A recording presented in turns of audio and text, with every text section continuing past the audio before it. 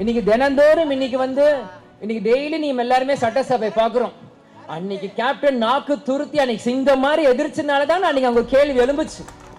Current bill பத்தி பேச வேண்டியது இருக்கு. இன்னைக்கு மற்ற விஷயங்கள் எல்லாமே இன்னைக்கு பேசப்பட்டது.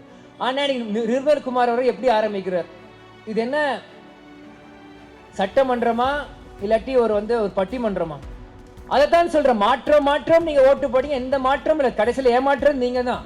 பிறகு தண்ணி அவங்களா திறந்து விட்டுருதுன்றாங்க. இன்னைக்கு நான் பேசுறதுக்கு டிவிக்கே தொண்டர்கள்லாம் ஆவேசப்பட்டான். நான் சொன்னது ஒண்ணு, அவங்க புரிஞ்சுக்கிறது ஒண்ணு. அதே சட்டமன்றத்தில் என்ன நடக்குதோ அதே தான் அவங்களோட ரீல்ஸ்லயும் நடக்குது.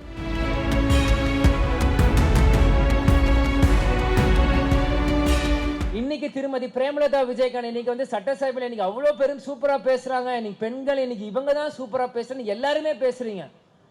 இது அவங்க பெற்றதுக்கு 20 வருஷம் ஆச்சு. 20 வருஷம் தள்ளிதான் மக்கள் இன்னைக்கு கொடுத்துருக்கீங்க ஒரு அங்கீகாரம். இதே அங்கீகாரம் 20 வருஷத்துக்கு முன்னாடி கொடுத்துருந்தீங்கன்னா தமிழ்நாடு 20 வருஷத்துக்கு முன்னாடி போயிருக்கும். இன்னைக்கு 20 வருஷம் பின்னாடி தங்கி இருக்கு தமிழ்நாடு. அது மக்கள் நீங்கள் சிந்திக்கணும்.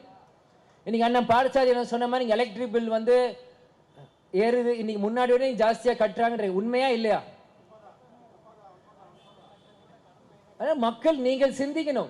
இன்னைக்கு ஒரு மாற்றத்துக்கு ஒரு ஆட்சியை கொடுத்திருக்கீங்க, ஏதாவது மாற்றம் இருக்கா? இன்னைக்கு தினந்தோறும் இன்னைக்கு டெய்லி நீங்க எல்லாருமே சட்டசபை பாக்குறோம். அன்னைக்கு கேப்டன் நாக்கு துருத்தி அன்னைக்கு சிங்கம் மாதிரி எதிர்ச்சனாலதான் அன்னைக்கு அவங்க கேள்வி எழும்புச்சு. அன்னைக்கு கேப்டன் மீடியால பேசாரு, ஒரு பக்கத்தை காமிச்சிங்களா, மறுபக்கத்தை காமிச்சாதானே தெரியும் கேப்டன் சொன்னார். அன்னைக்கு சொன்னது இன்னைக்கு நடக்குது. அதைத்தான் சொல்றேன், மூன்றாவது ஒரு சக்தி நீங்க உருவாயிருக்குன்னா நீங்க கேப்டன் ஒருவர்னாலதான், அவர்னாலதான் நீங்க மூன்றாவது சக்தியை உருவாயிருக்கு. இன்னைக்கு இன்னைக்கு ஆளும் கட்சி இன்னைக்கு இருக்க கட்சி நாங்க லைவ் பண்றோம்ன்றாங்க, சந்தோஷம் பண்ணிருக்கீங்க. ஆனா அதுக்கு விதையை போட்டது கேப்டன் விஜயகாந்த். அது யாரும் மறந்துடாதீங்க. மக்களுக்கு தேசிய முற்போக்கு திராவிட தொண்டனாக அதை எடுத்து சொல்ற கடமை எங்களுக்கு இருக்கு. இன்னைக்கு ஏன் இதை சொல்றேன்னா, இன்னைக்கு நம்ம தினந்தோறும் சட்டசபை பார்க்கிறோம். என்ன அங்க பேசிட்டு இருக்காங்க, நீங்களே சிந்திங்க. ஒண்ணு அவரை புகழ்றாங்க, இன்னொன்னா அவங்க தனிப்பட்ட முறையில் எதாவது வேணும்னு கேட்கிறாங்க, இல்லைன்னா இரண்டு பேருமே கொஞ்சம் இதுவா சண்டை போடுறான். மக்கள் பிரச்சனை யார் பேசுறா? இன்னைக்கு கரண்ட் பில் பத்தி பேச வேண்டியது இருக்கு. இன்னைக்கு மற்ற விஷயங்கள் எல்லாமே இன்னைக்கு பேசப்பட்டது. ஆனா நிர்மல் குமார் அவர்கள் எப்படி ஆரம்பிக்கிறார்? கரூர் கம்பெனின்னு ஆரம்பிக்கிறாரு. அதுக்கு உதயநிதி அவர் ஒண்ணு சொல்றாரு, அதுக்கு இவர் ஒரு பதில் சொல்றாரு. இது என்ன சட்டமன்றமா இல்லாட்டி ஒரு பட்டிமன்றமா? இது ஒரு சட்டமன்றமா ஒரு பட்டிமன்றமா? மக்கள் நீங்க தான் சிந்திக்கணும்.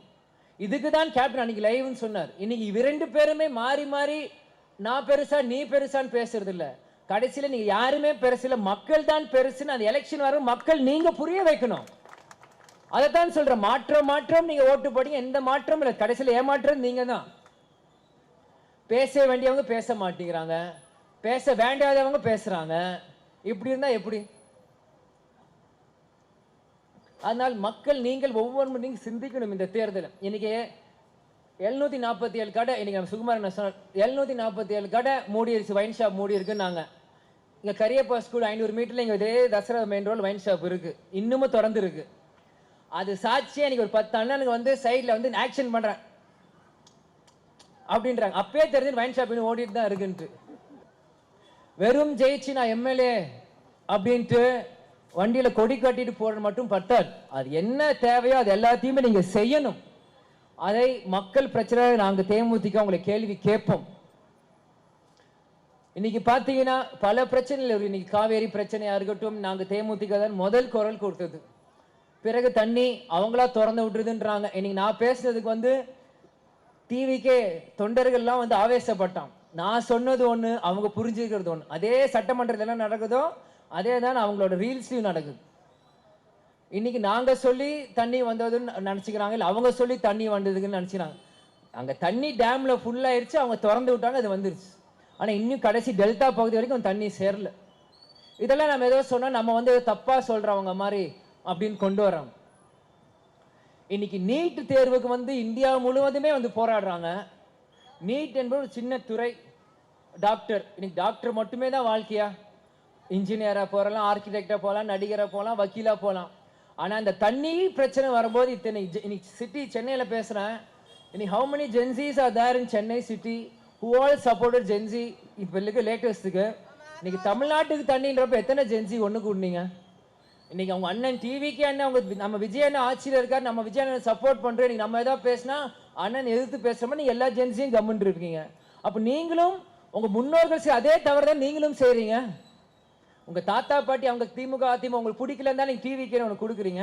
இன்னைக்கு நம்ம விஜயனை தண்ணி கொடுக்க முடியல, நம்ம ஏதாவது கேள்வி கேட்க கூடாது, நம்ம கேள்வி கேட்டா நம்மளுக்கே பதில் சொல்ல முடியாது, நீங்களும் கம்முன்னு இருக்கப்போ யூஆர் ஆல் த சேம். நம்ம எல்லாருமே ஒன்று தானே. ஏன்னா நீட்டுக்காக ஒன்றும் செய்கிறாங்க. இன்னைக்கு தமிழ்நாட்டில் 10 கோடி மக்கள் இருக்காங்க. 10 கோடி மக்களுக்கு தண்ணி வரலன்னு எங்கே போய் நம்ம நிற்கிறது?